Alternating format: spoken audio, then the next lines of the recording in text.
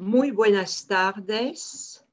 En este jueves de primavera tenemos la alegría, el gusto de tener una joven geógrafa, doctor en geografía de Alemania, que va a estar con nosotros.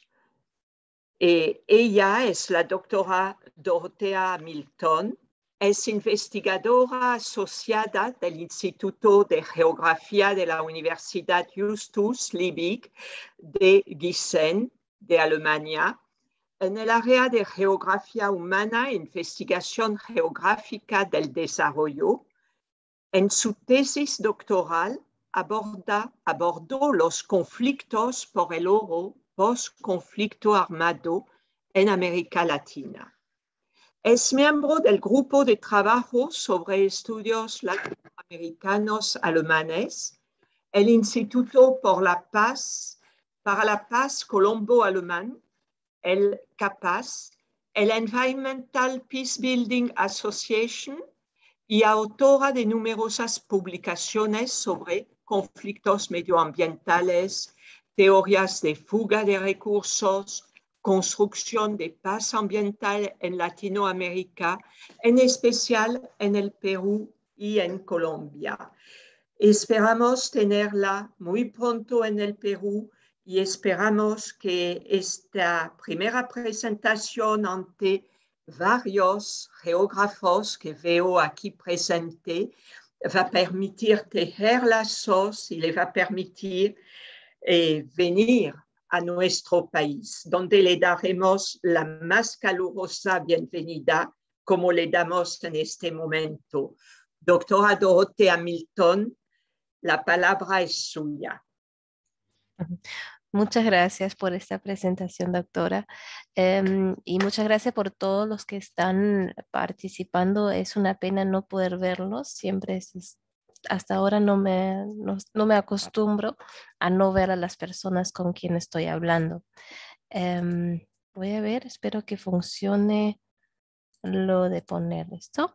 Bueno, espero que me puedan ver y para ponerlo bien al principio, no estoy tan contenta con mi presentación como hubiera querido por falta de tiempo, pero entonces espero si los presentes tienen alguna pregunta, por favor, me la pueden poner en cualquier momento o después o durante la presentación de alguna manera, porque puede ser que en algún momento u otro me pierda un poco en lo que estoy diciendo. Como la doctora dijo, fue parte de mi tesis doctoral, y cuando uno ha trabajado tantos años sobre un tema, a veces uno se pierde y pierde a los que están escuchando. Entonces, muy buenas tardes, me imagino, aquí ya son buenas noches, aquí ya estamos en la noche y bueno, voy a comenzar. Em, el tema que lo he puesto, estaba un poco insegura si lo voy a poner o no porque me parece un poco alemán, porque tiene muchas palabras muy grandes.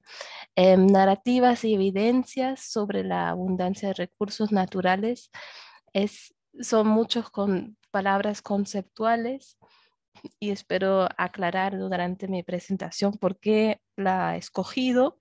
Em, es un tema de que podríamos hablar toda la noche o con toda una serie de conferencias de mucho más tiempo, pero por ahora voy a tratar de dar un pequeño resumen de lo que he hecho y si es posible hacer pensar una otra persona que están escuchando en ese momento. Em, pero antes de empezar, quisiera decirles que me encuentro en muy mala compañía de estar hablando sobre recursos naturales, siendo una persona de Europa, y hablando sobre temas que están en Latinoamérica. ¿Por qué? Porque la primera, ay, ¿cómo es que es esto? Ay, la primera vez que tenemos un documento de europeos hablando sobre recursos naturales en Latinoamérica. La encontramos aquí en este dibujo que ha hecho un alemán, Matthäus Merian, como él se imaginaba la llegada de Colón a América Latina. Y vemos en el centro, vemos cómo están dando oro a esta persona. Entonces ya desde el comienzo de la conquista, desde el primer momento de la llegada, recursos naturales juegan un rol muy importante. Y esto, obviamente, como ustedes deben de saber mucho mejor que yo, sigue la conquista. Esto es el encuentro, o alguien está dibujando cómo se imaginaba la conquista de Atahualpa en Cajamarca, que también le prometieron que si él iba a dar 3 cuartos de oro, a veces es más, a veces es menos, también podía ganar su vida. Esto es otra vez que los recursos naturales se encuentran junto con una persona de Europa en el contexto de América Latina. Esto sigue, como ustedes saben, con el trabajo forzado en las minas de Potosí, en las minas de plata en este caso, donde muchos murieron en el intento o bueno, en el trabajo forzado que tuvieron que realizar allí. Esto fue obviamente el inicio que después sigue por muchos otros ejemplos que aquí no he puesto y hasta ahora sigue la idea de que, espero que, no sé si me pueden ver esto, em, de que otros se enriquecen con las materias primas de América Latina y no dejan más nada allí que destrucción y una manera de mostrar poder. Por eso digo, eso lo pongo al inicio, por más que yo sé que ustedes saben eso, tan solo para mencionar que al estar investigando sobre un tema que está muy lejos de mi casa y sobre algo de que de repente ustedes saben mucho más que yo, em, es un tema muy complicado si no quiero seguir con esas maneras de ver al mundo, de estar viendo los recursos de otro país y tratar de enriquecerme yo con méritos o con dinero en este caso. Al igual, fui a Sudamérica y hice investigación sobre un tema que en el momento me pareció muy interesante, em, que fue la pregunta si cuál es el rol de la abundancia de recursos naturales en sociedades del post-conflicto en América Latina. Esta pregunta, aquí dice pregunta inicial porque no fue la última. em, Me pareció interesante haber leído muchos artículos, al igual como ustedes lo deben de estar haciendo, a leer artículos sobre guerras civiles, sobre violencias internas, también sobre extractivismo. Me pareció muy interesante entender cómo recursos naturales podían aportar a la creación de paz. Para entender eso, intenté, como ven arriba en las fotos, de hablar con diferentes personas involucrados en el tema. En un momento decidí de enfocarme sobre todo en oro, con personas que estaban involucrados de alguna manera en el tema.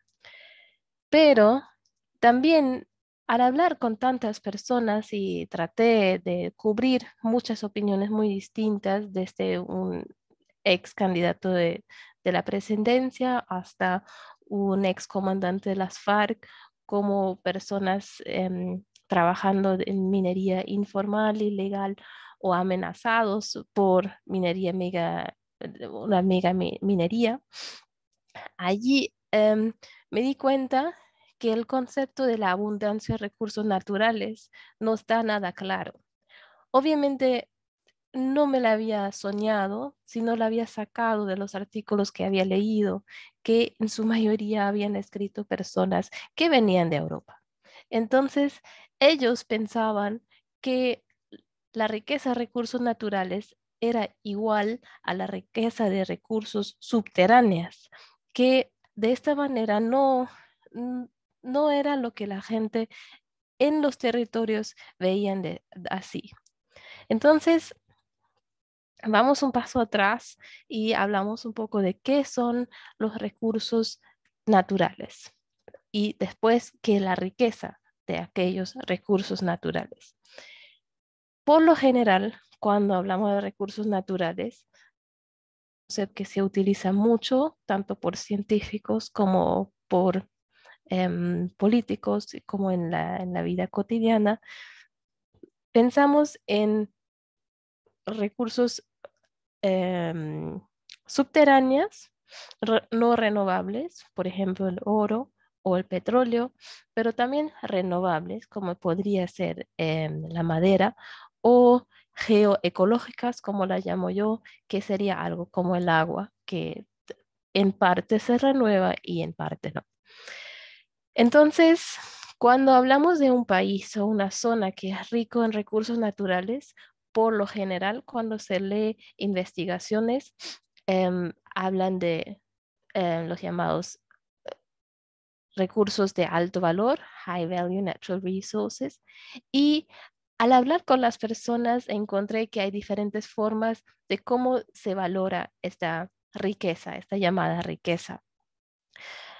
Y hay perspectivas, lo que yo llamo narrativas muy distinto en ello. Uno es el mendigo sentado en el banco de oro.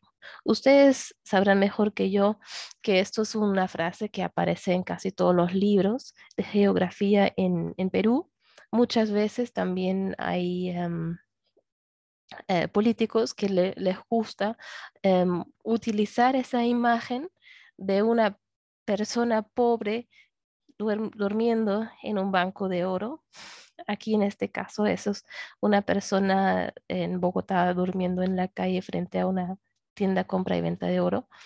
Entonces, siempre y cuando se utiliza esa frase, que algunos dicen que lo dijo Humboldt, otros dicen que lo dijo Raimondi, según mi investigación no dijo ninguno de ellos esa frase, pero se utiliza mucho para decir que el país, si el país es pobre, es por culpa de ese país, porque no están sacando provecho bien a los recursos naturales, en su mayoría subterráneas, para seguir adelante. Es una narrativa que más se usa en América Latina que en Europa, pero muchas veces la gente lo usa para decir que deberíamos sacar mejor provecho de lo que hay sin tomar en cuenta los costos, por ejemplo, ambientales que vienen. Al otro lado, tenemos otra narrativa que es de la maldición de la abundancia, o en inglés resource curse.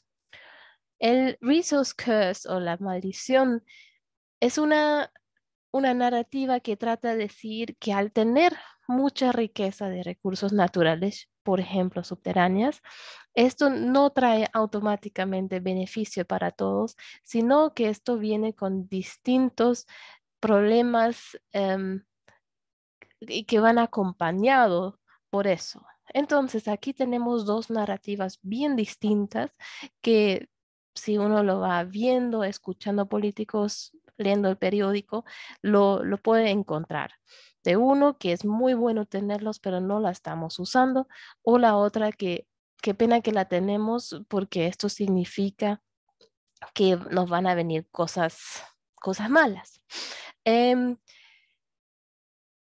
Al estar investigando sobre el tema, mucho puse en duda ambas de esas narrativas y de eso voy a hablar ahora un poco. ¿Por qué? Porque no solo estuve en Perú y Colombia, también estuve cerca de mi casa. Y aquí a la derecha vemos el Cerro del Toro en Huamachuco y lo que vemos ahí como plásticos son mineros informales que están trabajando en ese cerro. A la mano izquierda, con la foto que no está de tan buena calidad, vemos un cerro cerca de mi casa, que queda a 30 kilómetros de mi casa, y según documentos antiguos que he encontrado, la cantidad de oro en ambos casos es el mismo. Entonces, ambos cerros tienen entre 10 y 15 toneladas de oro por dentro, en- pero en uno de los casos hay mineros informales y también una minera semiformal, y en el otro caso casi nadie sabe de ese oro que está ahí. Entonces, si nos acordamos de las teorías de los recursos naturales, bien sea del resource curse, de la maldición, o sea del mendigo sentado en un banco de oro, esto no nos puede explicar porque en un caso no pasa nada y en el otro caso hay varios problemas asociados con la minería informal en este caso. Entonces, desde aquí quisiera seguir un poco a entender cómo podemos explicar dónde pasa cierto tipo de explotación de oro. Pero antes de eso, y para entenderlo, tenemos que volver a preguntarnos esa pregunta de qué son los recursos naturales. Y para eso, una de las personas más sabias que he encontrado en mi viaje ha sido esta señora, que es una señora que planta café. Y entre las muchas cosas sabias que me dijo, era esa frase que me hizo pensar mucho, que ella dijo que porque ellos tienen una visión diferente de lo que son recursos. Entonces, nuestra visión de recursos naturales es los que uno puede hacer ganar mucho dinero. Si hay personas que tienen el dinero, el poder de sacarlo. Otra persona muy sabia dijo que todos los metales que se llaman riqueza son más importantes para nosotros, un grupo de indígenas del norte del Cauca, si se quedan abajo de la tierra, porque ahí cumplen una función espiritual. Entonces, todo esto puso en duda esta pregunta inicial que yo había sacado de las investigaciones, de que la riqueza de recursos naturales tiene algún efecto para las guerras civiles, para la economía u otras cosas. Pero siempre es así cuando solo tomamos en cuenta los recursos no renovables, subterráneos, por ejemplo, minerales o hidrocarburos. Entonces, para entender eso, tenemos que preguntar primero, ¿qué es un recurso? Primero, ahí arriba dice una frase que también me impactó mucho, que resources are not, they become. Recursos no son de por ellos mismos, sino evuelven, tienen un proceso. ¿Y cómo es ese proceso de cómo se hace de una zona donde hay de todo? Hay peces, hay biodiversidad, hay agua, hay tierra, hay personas, hay tierra fértil tal vez, y también hay oro, pero abajo de la tierra. Entonces, para ese proceso y está, es según un politólogo alemán que se llama Elmar Altvater, dice que antes de empezar la extracción física de algún recurso, primero empieza una extracción mental. Entonces, es decir, de todo el ecosistema que tenemos ahí, hay que decir que uno de los recursos tiene más valor que todos los otros y tiene tanto más valor que vale la pena destruir todos los demás tan solo para sacar este recurso, en este caso el oro. Cuando primero tenemos pensado que este oro está localizado en ese lugar, luego viene la extracción y el cambio de la infraestructura y al final la monetarización, que implica que hay personas que ganan dinero de haber destruido todo el resto del ecosistema. Entonces, todo ese concepto de riqueza de recursos naturales implica que le damos más valor a un elemento que a todos los demás. Entonces, también como tarea para la casa, escuchen siempre cuando vean el término de recursos naturales, ¿qué, a qué se refieren las personas? Y también pensar si no hay otra forma de decirlo en vez de sacar un elemento y hablar más de sistemas. Pero esto es un punto aparte aquí en el intermedio. Entonces, lo que yo he hecho en mi investigación es luego convertir la pregunta inicial que tenía de preguntar en qué circunstancia la existencia de oro a nivel subnacional conlleva la minería con las consecuencias negativas asociadas. Entonces, en vez de estar diciendo que por qué hay oro, hay conflicto, o por qué hay oro, hay mucho crecimiento económico, quería saber que cuando hay oro, cuando el oro luego conlleva a la extracción y después con las consecuencias negativas, por ejemplo, económicas, suben los precios, políticas, hay grupos, mafias y grupos armados, sociales, que hay más hombres que mujeres, que siempre conlleva problemas, y ecológicas, que obviamente todos sabemos que la minería de oro siempre viene con problemas ecológicos. Entonces, la extracción también no la podemos usar como un bloque porque hay muchas formas distintas de sacarlo. Puede ser tradicional, de aluvial, puede ser subterránea, puede ser de aluvión, es decir, con excavadoras, o puede ser de mountaintop removal, que es la forma más conocida como la deben de conocer en el Perú. Entonces, para esa pregunta, para ponerla más general, es la pregunta, ¿cómo se convierte una materia prima, que en este caso el oro, en un recurso conflictivo?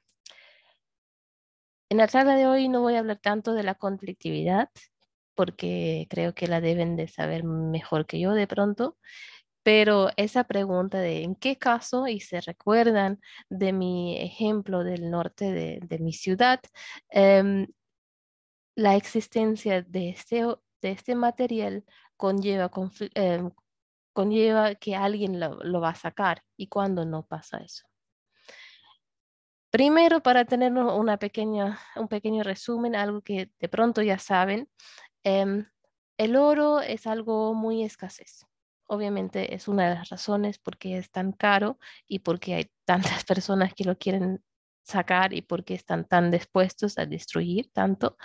Pero lo que vemos aquí, lo he intentado de poner en gráfico. Aquí abajo vemos un pequeño productor que está delante de su oro, lo que él saca de su mina, y de ahí él puede sacar tal vez unos 10 gramos de oro. Es decir, como lo vemos aquí con las carretas, en en una tonelada de oro encontramos de 1 gramo a 10 gramos de oro. Lo voy a repetir, de de una tonelada de tierra encontramos 1 a 10 gramos de oro. Eso también quiere decir que hay que remover tanta tierra para sacar este oro. Esto significa que tenemos que destruir bastante tierra, bastante agua para sacarlo, solo para recordarlo. Y para sacar el oro, además de la tierra que removimos, necesitamos mercurio, si lo hacemos de manera informal, o cianida, que también ambos son igual de tóxicos. Entonces, en cada caso, el oro viene siempre con consecuencias ecológicas muy fuertes. Em, Perdón. Esto obviamente, volvemos a pensar en el ejemplo alemán. ¿Por qué nadie saca el oro de ahí? Porque en Alemania es mucho más difícil de hacer algo que contamine tanto el medio ambiente.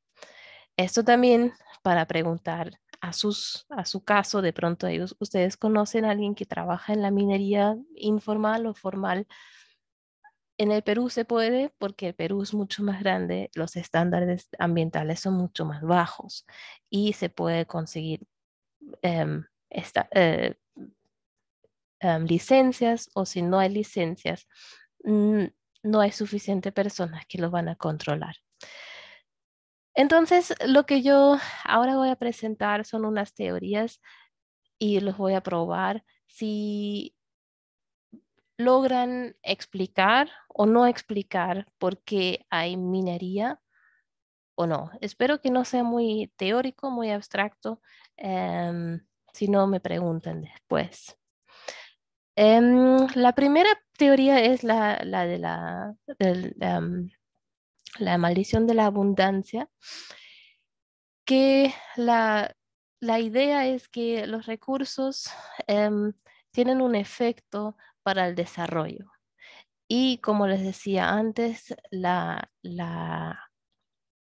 que se supone que la existencia de recursos naturales tiene un impacto negativo para la economía en los países o regiones.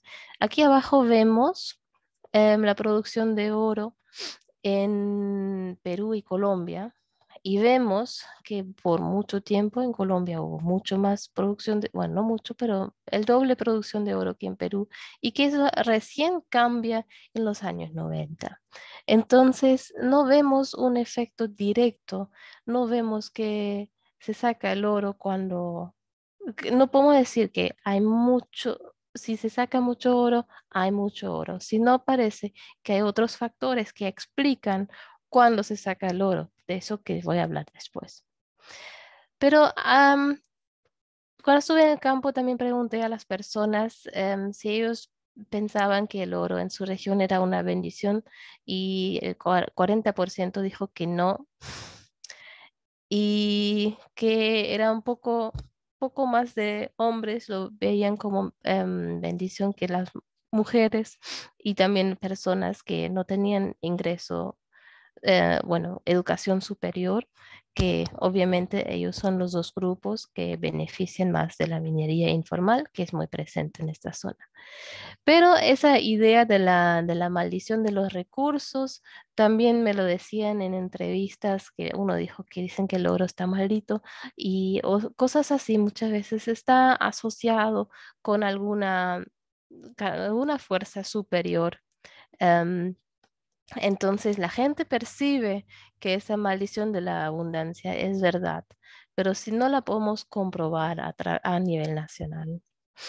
Entonces hay otra hipótesis que intenté de comprobar, que es la del commodity, de la idea de cuando aumenta el precio del oro, ahí va a aumentar la producción. Eso es bastante intuitivo, pero aquí lo vemos con Colombia y Perú y vemos que esto no es del todo cierto. Primero vamos aquí a Colombia, no sé si ven mi flecha. Em, Vemos que desde el 94 que inicia esto, vemos en negro la minería informal y en em, gris la minería formal. Vemos que en Colombia sí vemos cierta coincidencia de cuando sube el precio, que también sube la producción de oro, si lo vemos en los últimos 6 años. Pero esto es porque la mayoría del oro sacado en Colombia viene de fuentes ilegales o informales o no legales, como yo lo prefiero llamar. En Perú vemos el caso opuesto. Como deben saber, aquí vemos, por favor, ahí, acá está. La producción de Perú es mucho más alta que la de Colombia, como ya había enseñado, y vemos que cuando sube el precio, la producción mayor en Perú ya había llegado a su pique. Entonces, mm, en Perú no vemos que la minería formal no saca más oro cuando el precio está más alto. Entonces, deben haber otras funciones que explican cuándo se saca el oro y dónde se saca oro y quién lo saca. Pero ya se pueden acordar que tan solo por el precio no se puede explicar quién, eh, si va a aumentar o no aumentar la producción.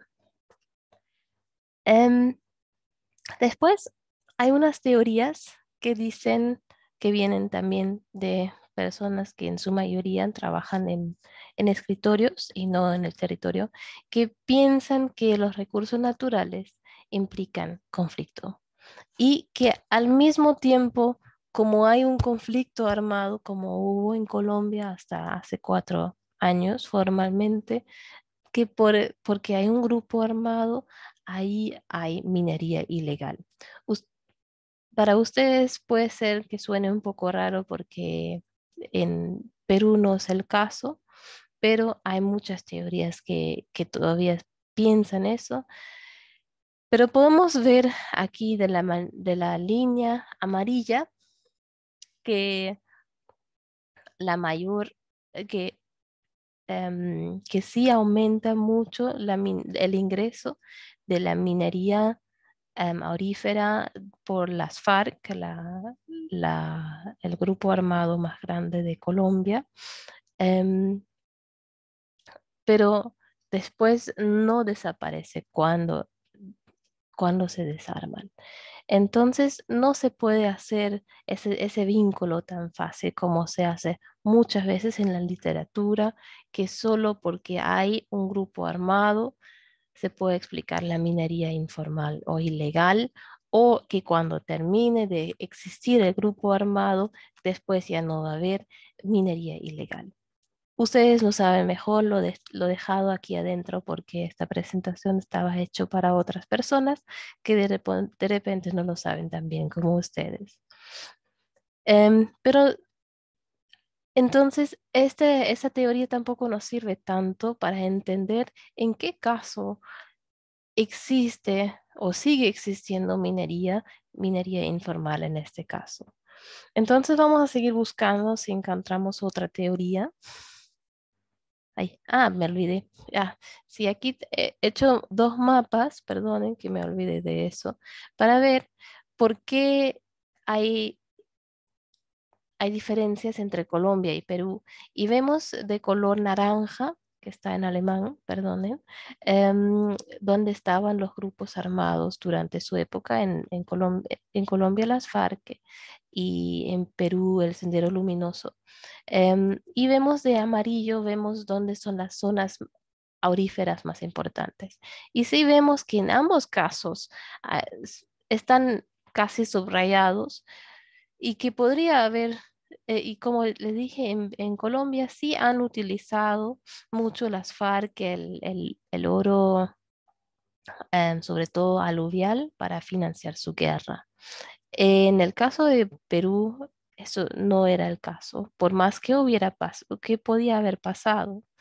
Entonces, aquí lo que me dijo el excomandante de las FARC, la minería ilegal llegó como alternativa a la subsistencia y una parte de ella financió nuestra guerra. Creo que fue alrededor de 10% de la producción.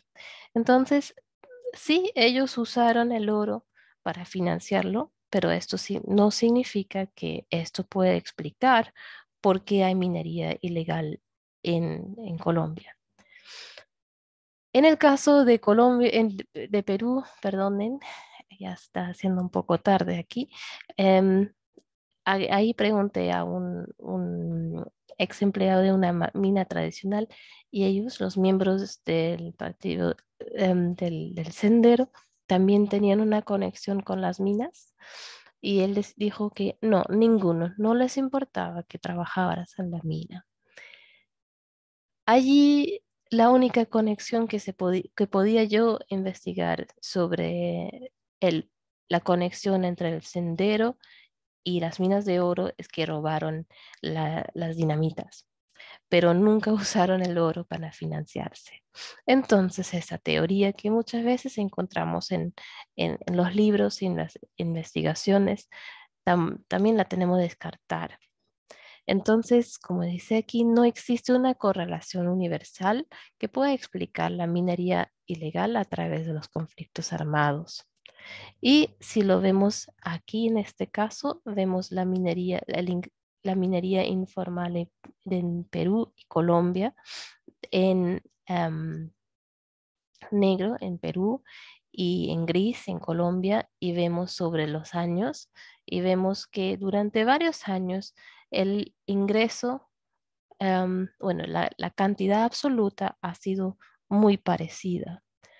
Ahora en los últimos años ha aumentado más la de Colombia, pero también puede ser que el oro informal ingresó de manera más fácil al mercado legal Perú, porque es mucho más fácil legalizar el oro en Perú que en Colombia, porque hay mucho más minas que lo podrían comprar. En ambos casos, aquí arriba vemos un río, el río Sambingo, donde tuve la posibilidad de ir a conocer las minas ilegales de allá.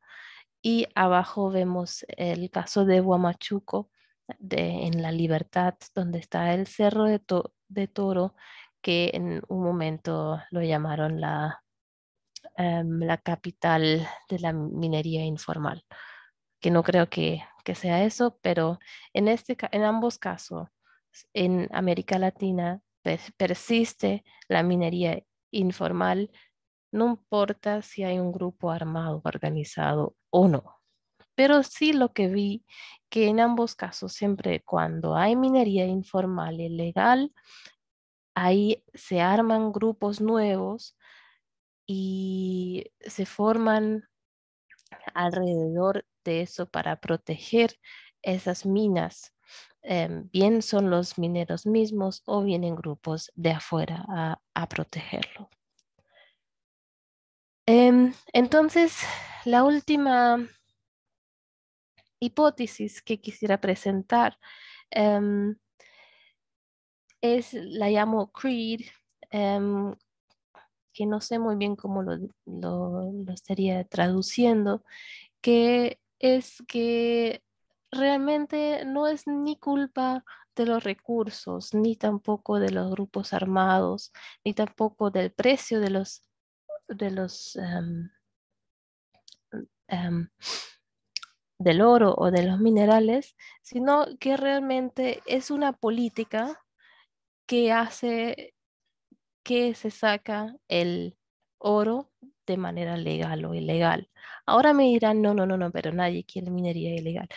Claro que nadie quiere minería ilegal, pero la pregunta es si realmente tienen suficiente poder o si realmente lo quieren suficiente oponerse a la minería ilegal o si no hay muchas personas que benefician indirectamente de la minería ilegal y por eso la dejan pasar. Porque hay muchas personas, toda una red de personas que sí puede sacar provecho a que algunas personas se estén contaminando a ellos y al medio ambiente a través y ganan dinero de eso. Em, entonces, un representante de la Asociación de Mineros de Perú dijo que los recursos naturales de alto valor deben de ponerse em, en valor para sacar el Perú adelante. O la representante de asociaciones de mineros de Colombia dijo que el modelo, es decir, el modelo extractivo en Colombia, no está en negociación. En el caso colombiano, ahora quieren cambiar más a la minería aurífera, por más que todavía no tienen ninguna mina grande, porque el carbón se está terminando y bueno, en el futuro va a haber menos demanda por el carbón y ahora quieren sacar más mina de oro. Entonces, lo que yo quisiera proponer es que si tratamos de entender dónde se saca oro y cuándo, es que pasa cuando hay una voluntad política que se saca el oro y no es tanto los otros factores que había presentado que pueden hacer explicar suficientemente por qué se saca oro de manera legal, artesanal, no legal o informal o también legal de escala grande, sino que tenemos que siempre hay una voluntad política atrás de eso que nos puede, que hace que algunas personas promueven esta idea y que también am, están de acuerdo con el costo ambiental que viene eso. Y, y con eso vuelvo al comienzo, que ellos son los mismos que les gusta llamar a ciertas regiones que tienen riqueza de recursos naturales. Y con eso ellos quieren decir riqueza de minerales o hidrocarburos, porque a ellos conviene sacar este tipo de recursos de la tierra. Sin embargo, cuál sea el costo ambiental de ello. Em, Ahora los voy a presentar brevemente los ejemplos que había investigado. Esto es el Cauca, donde se ve la cantidad de oro que se sacó, y los puntos amarillos que se ve allí es el aumento de minería aluvial, como lo conocen en el caso de Madre Dios en Perú. Pero también se ve de los pequeños productores que tienen los círculos rojos, que también han aumentado en los últimos años. En general es como deben de saber, es muy complicado tratar de sacar informaciones sobre minería ilegal porque nadie la quiere, nadie la tiene, y también es peligroso tenerla. Al mismo tiempo, ahí en el Cauca también, como había mencionado, quieren implementar unas minas multinacionales, y hay unas consultas populares que en 3 lugares hasta ahora que se están oponiendo a tener las minas grandes allí, como lo conoce en muchos casos Perú. Ahora la libertad, ahí también vemos que hay diferentes formas de sacar el oro al mismo tiempo. Por un lado, vemos ahí em, las minas informales, eso es en el caso de Chorey. Al mismo tiempo hay minas al cielo abierto, como la arena o Parecmisquichilca, que no sé si todavía existe o si ya la cerraron. Y también hay minas muy tradicionales que ya existen de más que 10, 100 años. Entonces, al tener una zona que la han declarado rica en recursos naturales, en este caso aurífera de oro, vienen diferentes formas de sacar este oro de la tierra de maneras que los tres tienen sus costos ecológicos muy altos.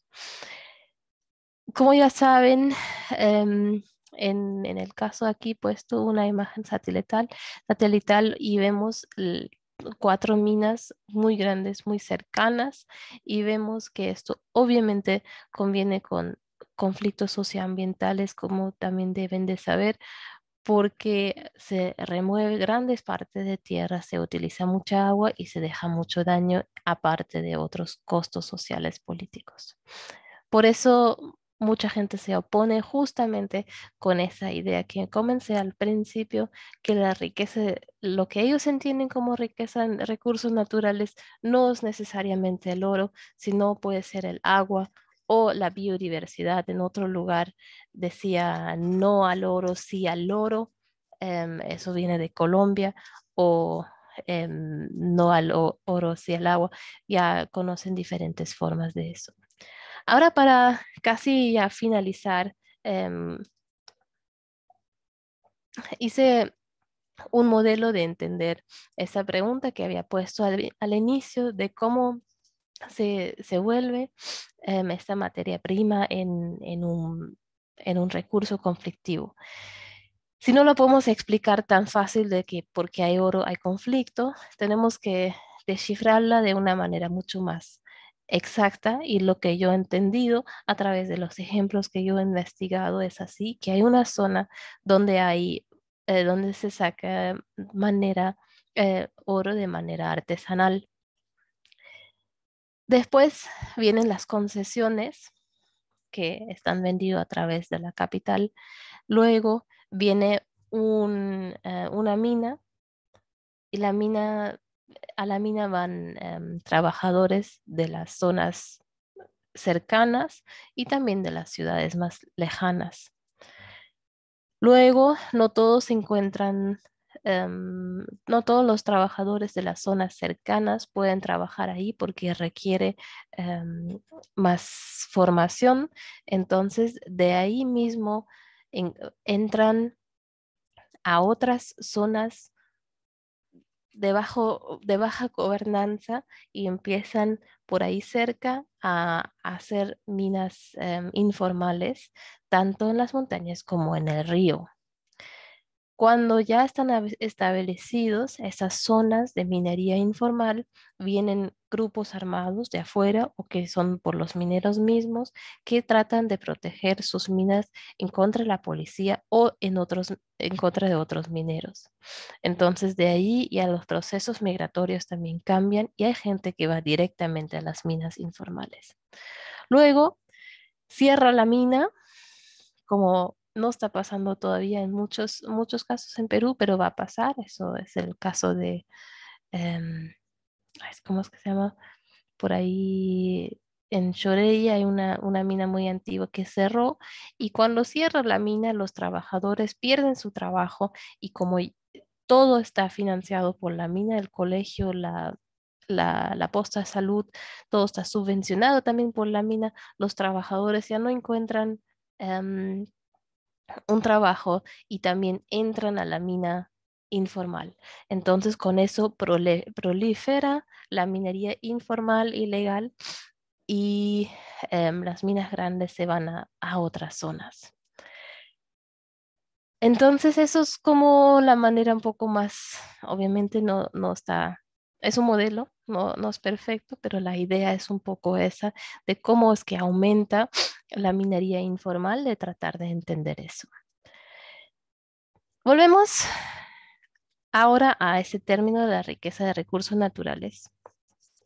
Aquí he sacado un periódico de las Naciones Unidas, como dice, y ahí dice, solo quiero dar el título, los recursos naturales causaron más del 40% de las guerras en los últimos 60 años. Cuando yo leo este tipo de títulos, lo veo un poco complicado porque le damos esa agencia a los recursos naturales cuando realmente la agencia de personas que no han podido cuidar bien a su territorio o, o lo han sacado a propósito, pero, y eso espero que en los que han escuchado ahora, en el futuro también lo vayan a leer así, que siempre cuando dicen que los recursos naturales causaron o la riqueza de recursos naturales causó o los países de alta riqueza de recursos naturales tienen un riesgo de no sé qué, ahí siempre sean pendientes de qué nos están diciendo, porque ahí deberíamos preguntar por qué es eso, dónde pasó eso y por qué en este caso a la derecha, que es la montaña de oro, como se llama realmente, es el lugar que decía al principio, donde hay hasta 15 toneladas de oro, porque ahí está mi hija jugando y no hay como en la izquierda personas informales sacando el oro, como en el caso de Madre de Dios. Esto fue de mi parte. Yo sé que fue mucha información. Ahí me gusta terminar con Mafalda, que también juega con eso de que no nos faltan los recursos, nos sobran ladrones, o como lo digo yo, no nos faltan recursos. Tal vez deberíamos pensar cuáles son los recursos más importantes. Muchas gracias por su atención hasta ahora. Muchísimas gracias, doctora Dorotea Hamilton. Ha sido realmente algo sumamente interesante y le agradezco por compartir de manera tan libre su experiencia en aquellos dos países de nuestra América del Sur. Usted ha razón, habla de los recursos, ningún elemento es recurso hasta, como su etimología lo demuestra, recurrir a ellos. Yo creo que en el Perú actualmente, por las exploraciones geológicas, es cierto que el oro disminuye, las reservas de oro disminuyen y usted lo ha mostrado a través de sus gráficos. Tanto es que Cajamarca ya no va a ser el departamento del oro, pero se va a convertir en el cinturón de sulfuros y óxidos de cobre. Y va a ser el gran, pero va a ser subterráneo. Es decir, hay cosas para los geógrafos sumamente interesantes que se van a dar en esos 2, 3, 4 próximos años antes de la Agenda 2030. Y es cierto que seguramente a mis colegas y a los que nos han seguido han saboreado los mapas temáticos que ustedes nos han mostrado, que nos han despertado la realidad con su rigor en semiología gráfica. Pero hay algo que es muy distinto para mí en Perú y Colombia, y yo he prestado atención a sus estadísticas del Cerro El Toro de Huamachuco. Los que han sido mis alumnos lo saben, he sido muy atrevida, pero a veces he tenido miedo en trabajo de campo. Cuando he entrado en las galerías del Cerro Huamachuco, es una arenisca que se deshace. Y yo he entrado unos 200 metros, he tenido miedo aquella vez y nunca más he vuelto. Cuando salí, yo pregunté y las mujeres me dijeron, a veces hay derrumbes y muertos. Y usted ha puesto una estadística de las mujeres que 46% estaban en contra. Y yo les entiendo, pero yo he podido entrar en Madre de Dios o en Puno, en galerías, en roca dura, donde solamente había que cuidar que el mechero en el casco no se apague, es decir, controlar su respiración para poder ir más allá. Y no sentía porque el socavón hay dos peligros. Hay algunos socavones en la parte central del país también que hay mucha agua y si no hacen buen tapones, y eso sucede con los mineros informales del Rey en la subcuenca de Uchuña, que es la cuenca del Ocoña, ¿no? Hay demasiado agua y a veces se mueren por eso. Entonces, para mí es bien importante ver dónde están los filones también. Y a menudo los mineros informales no son geólogos, no saben, no pueden. Pero hoy en día, no sé si en Colombia, y es una de mis preguntas, estoy esperando tener preguntas de los participantes. En el Perú, desde 2 años se ha instalado el Fairmind. Fairmind para los mineros artesanales pequeños y los que se están formalizando. Y también las grandes empresas tienen este sello. Eso permitiría, ¿usted cree que eso permitiría no que la minería informal se aleje de la minería ilegal, hacer una separación clara entre las dos, entre el crimen organizado, porque las armas, por Madre de Dios, vienen de Brasil, de Bolivia. Es decir, eso es un trío, ¿no? Y es realmente, no solamente armas, ahí hay todo tipo de tráfico tremendo, hasta de ilegalidad. Se ha descubierto hace unos años en Madre de Dios 2 fosas con niños. Pues yo sí creo que, muchas gracias por su experiencia también. Me parece, bueno, por el tiempo que he tenido en poder investigar sobre el tema, pienso que sí, una gran parte de la solución sería en formalizar los pequeños mineros. Porque una parte es que la legalización, tanto en Colombia como en Perú, ilegaliza mineros tradicionales. Ahora hay una diferencia entre Perú y Colombia.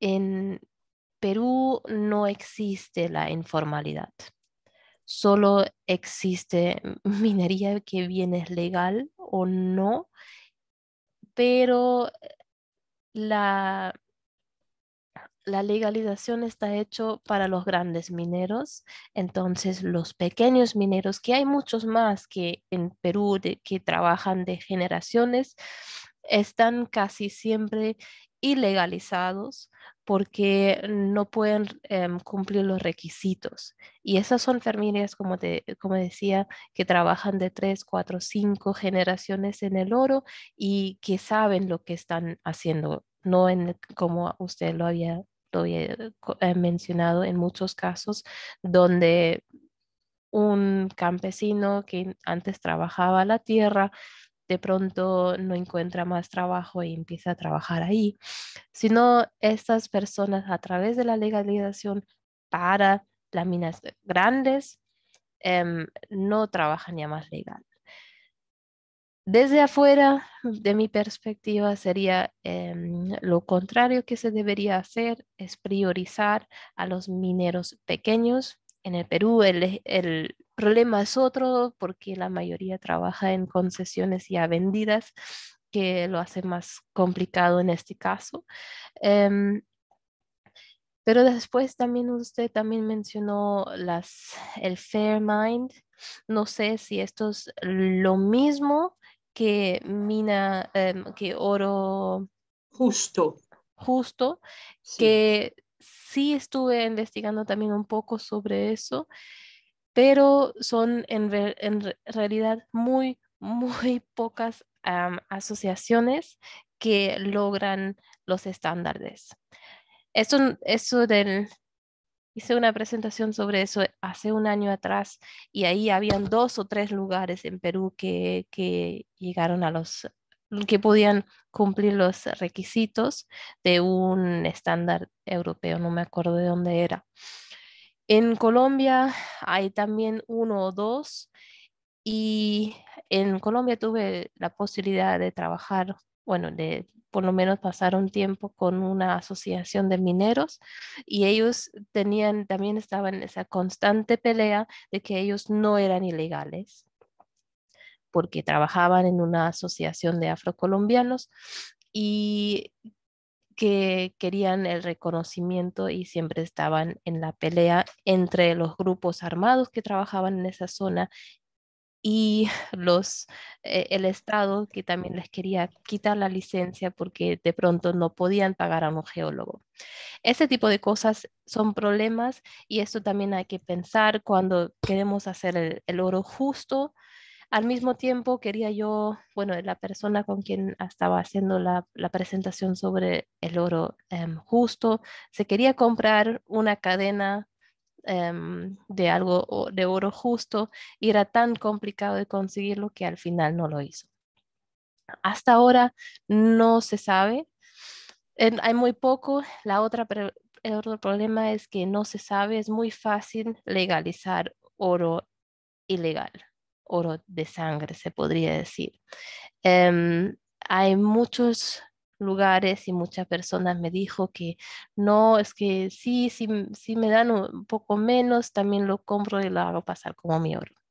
Entonces, esto como en cualquier cosa del fair trade, ese es siempre el reto que no podemos nunca, no se ve si el oro em, está well mined, bien mined o no.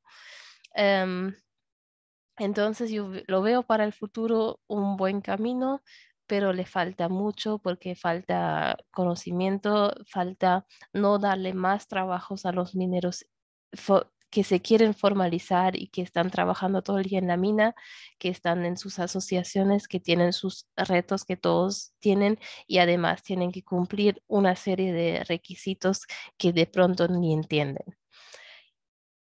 Veo que hay posibilidad, pero es un largo camino todavía. Y indudablemente en el Perú no había hasta 2020 políticas nacionales de minería. Y recién ahora estamos, desde fines del 2020, no solamente la política MAPE, que ya está aprobada, pero la política nacional multisectorial de minería que está en marcha y eso ha ayudado mucho.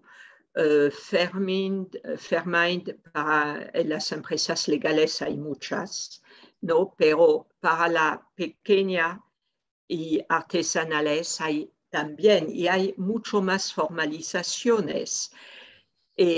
Todavía es lento y eso es un paréntesis porque, como lo ha dicho, me ha gustado mucho el modelo y yo quiero destacarlo de este modelo evolucionista, ¿no? Porque es cierto que después, cuando hay cierre de minas, se quedan los informales. Y en el Perú vuelven a entrar en las galerías y no se puede hacer cierre de minas. Por eso, ahí nuevamente el problema en ciertas zonas, por ejemplo, Hualgayoc, de no poder cerrar muchas galerías por los informales. Pero yo creo que hay una pregunta muy interesante de Sandro, del doctor Sandro Makowski. ¿A dónde se destina el oro? ¿Qué mercados alimenta? Tengo entendido que la gran mayoría del oro alimenta el mercado de joyas. ¿Es esto realmente así? Muchas gracias, Sandro, por esa pregunta. Es muy interesante y realmente es muy difícil de saber dónde va el oro exactamente. Te puedo decir del oro que hay, dónde va, que casi la mitad va a joyas, como tú decías, pero la otra, bueno, un poco más que la mitad va hacia los bancos, casi la mayoría del oro va a los bancos. Entonces, cuando yo iba a lugares donde había minas, las personas locales me decían, pero ¿a dónde va el oro que estamos sacando aquí de la tierra? Y le decía que tenía que decir que sí, van algún banco en Suiza, tal vez, y se quedan ahí enterrados. Em, sí, la mayoría realmente va para financiero, también una pequeña parte para tecnología, como para los celulares y otras máquinas, y alguna parte también para los dientes, pero no es tan importante. Sí, creo que el sector financiero y el sector de joyas se suma algo cerca de 80%, pero me imagino que la parte de joyas sería más de Asia y yo creo que la parte de América Latina más en su mayoría va para el sector financiero. Pero eso no lo sé, es muy difícil saber porque a nadie le gusta hablar de eso. Pero también es muy interesante porque el sector farmacéutico toma más y más oro, no solamente para el cáncer o para la geriatría, que es sumamente importante, pero hay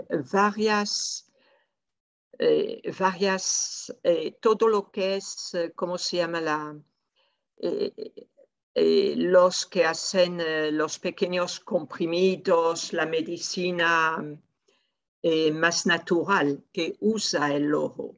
Y yo he descubierto últimamente, obviamente no es tan importante, pero es interesante que National Geographic está, cuando hacen sus grandes ediciones, los minerales del mundo en todos los idiomas, la primera edición viene con un pequeño frasco en alcohol a 96 grados de hoja de oro de 22 carats. No sé a través del mundo lo que ha hecho, pero como lo dice, la electrónica creo que es muchísimo más porque para todo lo que es no solamente electrónica, pero aeronáutica, la electrónica de todo lo que es aeronáutica, de todo lo que es parques también eólicos, motores, etcétera. En todos los vehículos hoy en día hay algo de oro y la cantidad, por la cantidad que hay, es algo importante. Pero los asiáticos son fans de la joyería. Eso sí. Sí, eso también es muy interesante en el caso del oro, a comparación de otros minerales o hidrocarburos que se saca, que realmente, y eso ya había dicho Thomas Morris, el autor del libro Utopia, ya hace 500 atrás, que realmente el oro no se necesita para casi nada. El ser humano podría vivir tranquilamente sin el oro y también en un mundo moderno probablemente se podría reemplazar casi todos los usos o casi todos los usos por otros metales, pero al igual de ser un material tan poco útil, tiene o ha mantenido un valor tan alto durante tantos años. Eso lo hace interesante y por eso también sería interesante compararlo con otras cosas como el coltán, que tienen el uso es mucho más presente, pero no tiene tanto valor simbólico. Entonces, ver cómo esto ahora con el coltán en Colombia, ahora hay minas de coltán informales porque todavía no existen formales, o otras cosas que la doctora había mencionado al inicio, cómo va a cambiar esto en los próximos años, esto sería muy interesante de seguir investigando. Y como lo dice usted, lo simbólico, el oro del Perú ha ido en gran parte a la India. Y en la India, hasta ahora, las grandes fiestas, los dulces, las tortas están cubiertas de una hoja, lámina finísima de oro para la gente que lo puede. Es decir, es increíble eh, cómo es. Pero yo quiero recordar también que como en el Perú, como en Colombia, la minería y la minería de oro han hecho la riqueza de Costa Rica, Honduras, Nicaragua en el siglo XIX. Y hemos olvidado a veces eso. El oro no es yo creo que hoy es importante en la electrónica, pero lo vamos a reemplazar, ¿no es cierto? Hay tierras raras, hay otros elementos. Y el oro tiene un fin, como cualquier mineral, aunque el ciclo de los minerales existe, son renovables a una escala geológica. Entonces, para un ser humano, no vale, ¿no? Quisiera saber, queridos amigos geógrafos que nos siguen, si hay una pregunta especial yo veo que hay jóvenes que nos siguen como Kofi, yo veo también colegas como Miriam. Por favor, yo quisiera no hablar solamente en diálogo o en trílogo, ¿no? Con la doctora Dorotea Hamilton y con Sandro, pero a ver, como geógrafos es un tema que nos apasiona, ¿no es cierto?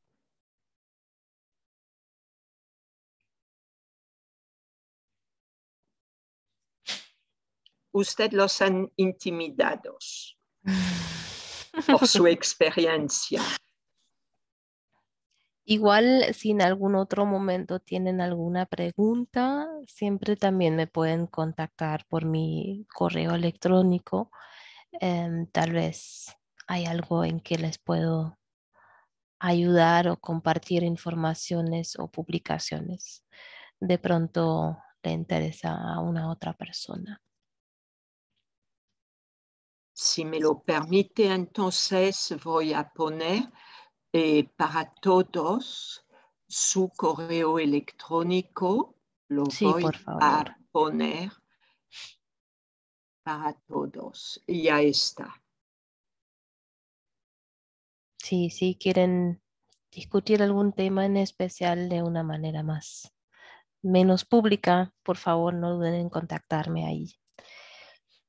Y bueno, fuera de eso, espero estar en Perú a finales de año, pero todavía no está em, muy claro si se van a poder realizar estos viajes o no. Sí. Y vamos a ver. Pero tenga la certeza que si viene, haremos lo posible para facilitar su estadía, Muchas gracias. tanto a nivel de contactos como de viajes. La geografía es tan importante hoy en día, la producción de nuevos conocimientos en territorios que cambian tanto y tan rápidamente. Sí, es verdad. También Yo le otra voy a cosa. leer los agradecimientos para usted. Tiene de parte de Sandro, muchas gracias Dorotea, luego de Héctor, muchas gracias Miriam Nagata, muchas gracias por su interesante presentación. Kovi Vilka, buenas tardes a todos. Y una pregunta, ¿cómo se podría equilibrar la balanza al poner en valor recursos minerales y biológicos en un mismo territorio? Eso es una muy grande pregunta, muchas gracias. Hay diferentes maneras de acercarse. Una manera sería tan solo dejar los minerales donde están. Dejar los minerales en la tierra y cuidar los recursos biológicos, que a mí no me gusta llamarlos recursos porque más son elementos que interactúan.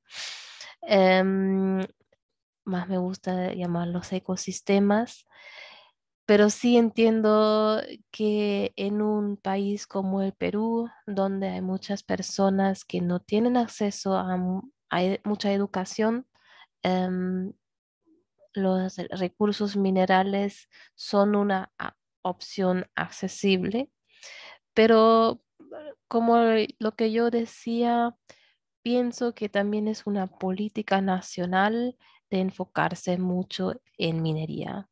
Pienso que siendo de un país como Alemania, donde también tenemos varios recursos naturales, pero no se explotan, pienso que se debería pensar para el futuro qué otras opciones hay, qué alternativas hay para para salir a largo plazo de extraer recursos naturales de la tierra. Al mediano plazo, pienso que sí se debería enfocarse más en la minería subterránea porque tiene mucho menos impacto y se debería pensar muy bien quién lo saca, dónde y quién beneficia de ello. El problema es que el llamado mountaintop removal, que es sacar las cumbres de las montañas, es la manera que más ingresos se genera. Pero esto es una manera que no se puede equilibrar, porque no queda nada al final. No queda nada para equilibrar, solo queda un hueco en la tierra. Yo estaba para un pequeño excurso. Estaba haciendo una investigación de cuánta tierra se remueve en el Perú para sacar la cantidad, los 150 toneladas de oro por año que se saca. Y para esto, cada año se hace un aproximado de un hueco de 7 kilómetros por 7 kilómetros por 7 kilómetros. Eso es obviamente un aproximado, pero es una cantidad de tierra que se remueve cada año para sacar el oro que solo saca Perú. Entonces, esto no deja nada para equilibrar. Ahora, volver como se hacía en el Perú también antes, volver más a la tierra, a la mina subterránea. Eso es un camino porque tiene menos impacto, porque no destruye tierras, no destruye todo el ecosistema por encima. Eso es una manera. Trabajar con mineros más pequeños también es un acercamiento. Formalizar las asociaciones para que puedan trabajar junto con un geólogo que les diga dónde pueden sacar con menos peligro, por lo menos. em, y ver formas o ingresos alternativos a la minería. Y el otro tema que también hay que pensar a mediano plazo en el Perú es qué se hace con todas las minas que ya están ahí, porque no son pocas. Hay muchas minas muy grandes y cada sierra de mina va a tener problemas a la rehabilitación y también en términos de trabajadores, como lo había mencionado. Entonces, allí pondría la pregunta de otra manera, ¿cómo cómo pueden nuestros hijos vivir en un Perú donde han sacado tantos minerales en los últimos 20 años? Y esto será un trabajo para ustedes, geógrafos del Perú, de ver cómo inventarse maneras de cómo estos tóxicos que ya están allí, em, qué plantas tal vez sirven para no hacer deshabitable a toda la sierra del Perú. Yo no creo que la Sierra del Perú va a ser deshabitable. Una cosa es que el mundo necesita minerales y todos los países que se niegan a hacer en su propio territorio minas tienen que comprar minerales o comprar insumos que tienen minerales a otros países. Yo pienso en el caso de El Salvador, ¿no? O Honduras, que están hoy en día a nivel legal, ¿no? ¿Y qué podría suceder si los demás países les dicen ya no más? Porque tenemos que controlar también nuestro territorio. Ustedes están presionando el nuestro. Hay países de la Unión Europea que hacen minería y que hacen más y más minería, ¿no? Yo pienso España, Francia, por ejemplo, dos países, y hay algunos más. Pero ¿cómo la pregunta podría ser cómo tener innovaciones que permitan, y pienso en los campos de microbiología ómica, de cepajes naturales, revertir los problemas de impactos severos? Hoy en día en el Perú, en la Universidad Nacional de Tumbes, con Inca Biotech, hay experiencias inclusive para minería informal y mercurio que logran revertir in situ los problemas de impacto del mercurio. Me va a decir, pero es pequeño. Sí, es pequeño, es un inicio, pero yo creo que hay que ir investigando más y lograr interdisciplinariedad.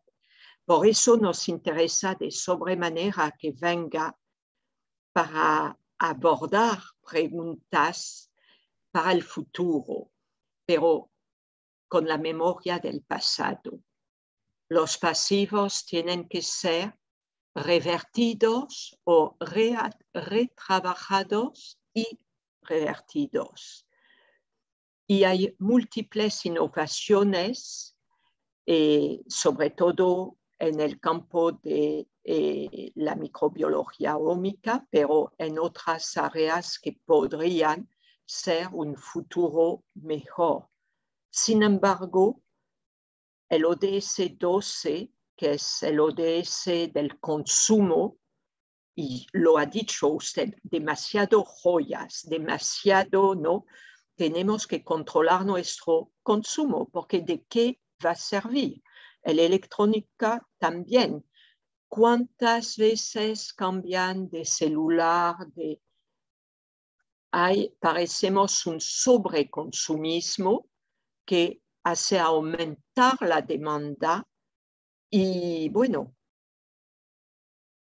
cuando hay más y más demanda, va a haber más y más. Tenemos que, de un lado, hacer decrecer la demanda y lograr lo que en Brasil han logrado.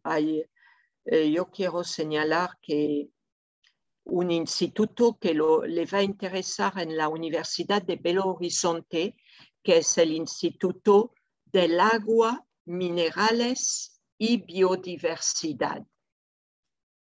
Y ahí están tratando de hacer minería urbana para retomar todo lo que queda, ¿no? Lo que la gente, lo que desechamos nosotros y volver a sacar los minerales para no afectar eso y no enviar todo en Nigeria o la India en condiciones tremendas, que no es respetar la dignidad del otro.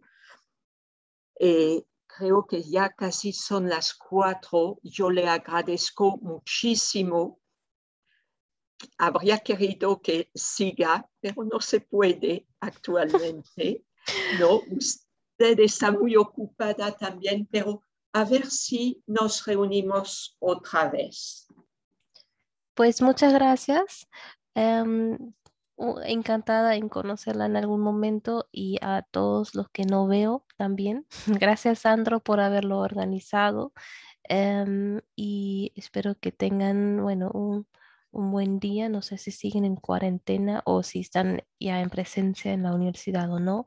No, Y no. no, todavía, ok. Bueno, Tenemos estado de emergencia hasta el 30 de marzo 2022. ok. Pues cada país con sus, con sus retos.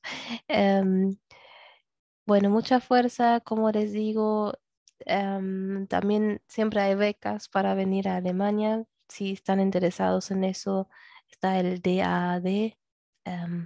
Tal vez pueden fijarse ahí si tienen alguna propuesta interesante ahí, que siempre es bueno fijarse si ahí están ofreciendo becas de alguna manera. Bueno, muchas gracias de mi parte, muchas gracias a usted, doctora, y bueno, Muchas gracias, doctora Dorotea, y mis mejores deseos para usted y su familia. muchas gracias. Espero que Hasta se luego. mejoren pronto. Chao. Hasta luego. Gracias a todos los que nos siguen. Gracias por participar.